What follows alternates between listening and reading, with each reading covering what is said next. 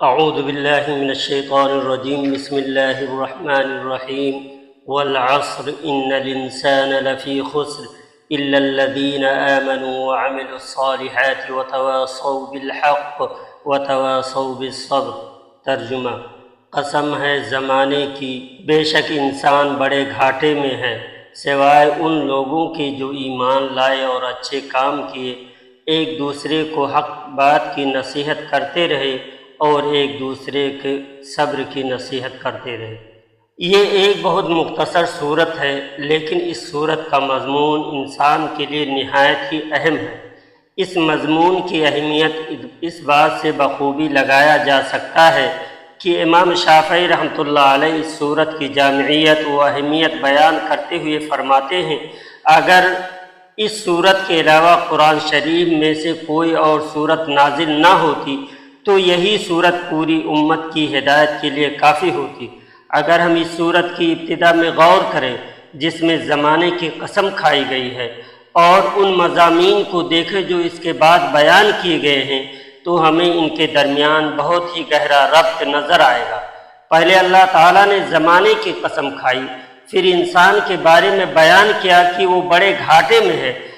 اس آیت سے اللہ تعالیٰ نے انسان پر واضح کر دیا کہ اگر وہ اپنے آپ کو گھاٹے اور نقصان سے بچانا چاہتے ہیں تو اس پر ضروری ہے کہ وہ اپنے وقت کی قدر کرے، جو اصل میں اس کی زندگی کا حقیقی سرمایہ ہے۔ مال و دولت میں سے انسان کے پاس مختلف سرمایہ ہوتے ہیں، لیکن وقت اور دوسرے سرمایوں کے درمیان بڑا فرق یہ ہے کہ دیگر سرمایہ اگر ضائع ہو جائیں تو ان کو واپس حاصل کرنا ممکن ہے، لیکن اگر وقت ضائع ہو جائے تو اس کو دوبارہ حاصل کرنا ممکن نہیں ہے۔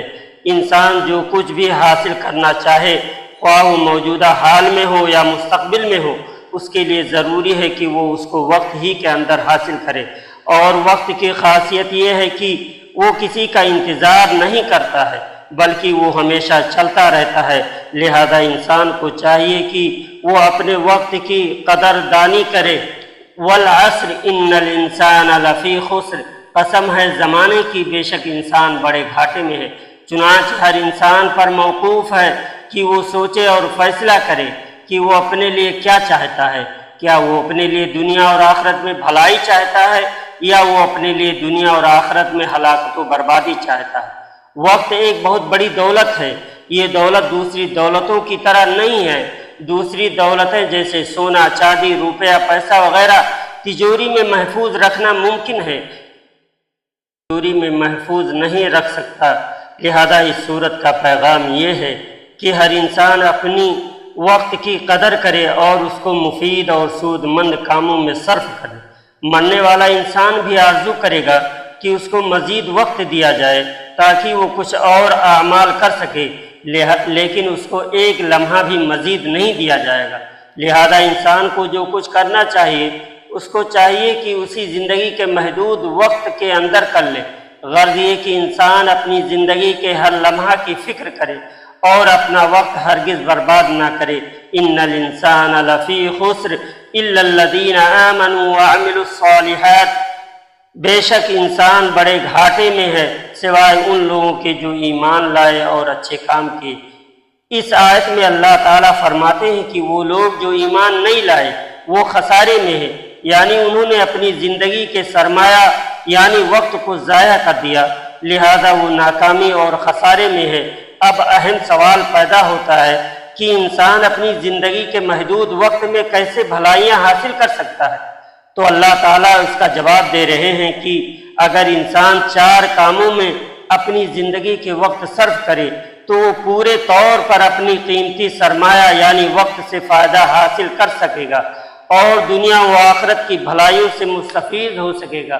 وہ 4 کام یہ ہیں: پہلا ایمان لانا، دوسرا نیک اعمال کرنا اور گناہوں سے بچنا، تیسرا ایک دوسرے کو اچھائی اور نیکی کی ترغیب دینا، چوتھا ایک دوسرے کو برائی سے باز رہنے کی نصیحت کرنا۔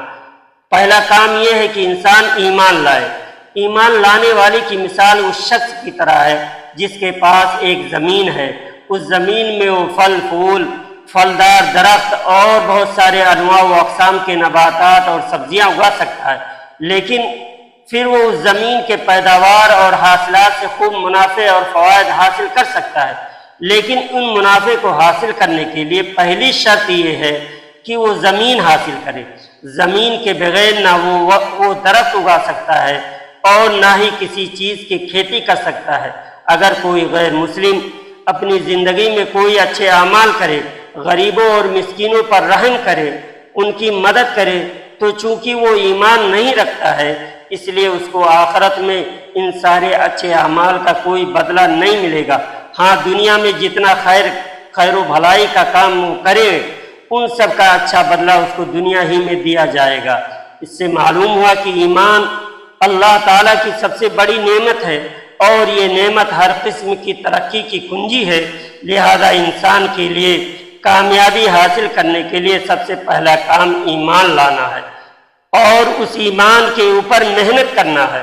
جب ہمیں یہ معلوم ہو گیا کہ ایمان ہر کامیابی کی کنجی ہے اور اس کی سب سے بڑی دولت ہے، تو ہم کو چاہیے کہ اپنے ایمان کی قدر کرے اور اس کی حفاظت کرے۔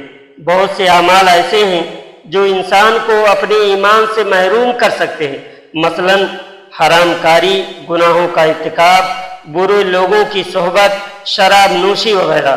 جب انسان ان برائیوں اور گناہوں میں مبتلا ہوگا تو اس کا ایمان کمزور ہو جائے گا اور رفتہ رفتہ وہ دین سے بہت دور چلا جائے گا، یہاں تک کہ اس کو غیر مسلموں کے اطوار اور طور طریقے زیادہ پسند آنے لگیں گے۔ ایمان کے بعد جس چیز میں انسان کو اپنا وقت صرف کرنا چاہیے وہ عمل صالح ہے۔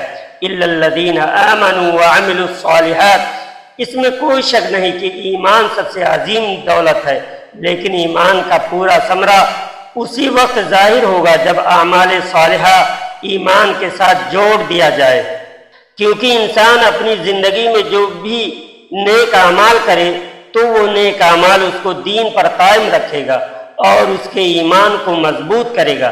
اللہ تعالیٰ نے سورہ مومنین کی ابتدائی آیتوں میں اہل جنت کے اوصاف کا تذکرہ کرتے ہوئے ارشاد فرمایا، قد افلح المؤمنون الذین هم فی صلاتهم خاشعون والذین هم عن اللغو معرضون والذین هم للزکاة فاعلون والذین هم لفروجهم حافظون الی آخری۔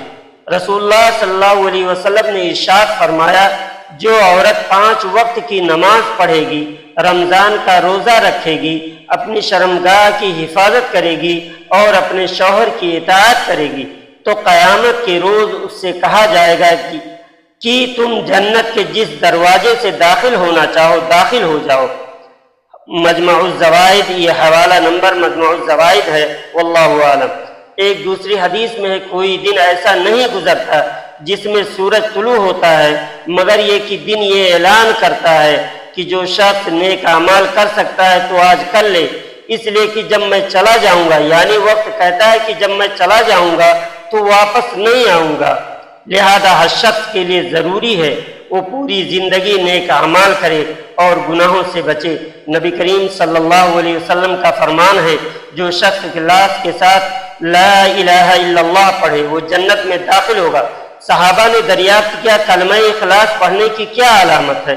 رسول اللہ صلی اللہ علیہ وسلم نے جواب دیا کہ کلمہ اخلاص کے ساتھ پڑھنے کی علامت یہ ہے کہ کلمہ طیبہ اس شخص کو ان تمام برے کاموں سے روکے جن کو اللہ تعالی نے حرام قرار دیا ہے، ایک دوسرے کو حق کی نصیحت کرتے رہے اور ایک دوسرے کو صبر کی نصیحت کرتے رہے۔